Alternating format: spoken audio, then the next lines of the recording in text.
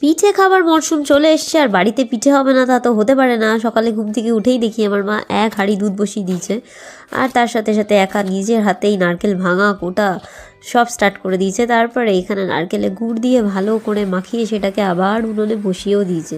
আর আমি দাঁড়িয়ে দাঁড়িয়ে এগুলো সব দেখছিলাম আর ভিডিও বানাচ্ছিলাম, কারণ অন্যান্য সব পিঠের থেকে আমার দুধ পুলি খেতে সবথেকে বেশি ভালো লাগে। আর চালের মধ্যে যখন আমার মা গরম গরম জল দিয়ে চালটা মাখা শুরু করলো, ব্যাস বাঙালি মোমো রেডি হওয়ার আরও এক ধাপ এগিয়ে আসলো।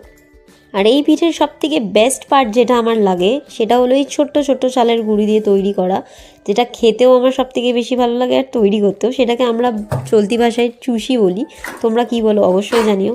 তারপরে আর কি দুধের মধ্যে আরেকটু গুড় ভেঙে দিয়ে সেটাকে ভালো করে নাড়িয়ে ব্যাস পিঠে দিয়ে তৈরি আমাদের দুধ পুলি। আর আমারও পেটে যাওয়ার জন্য রেডি।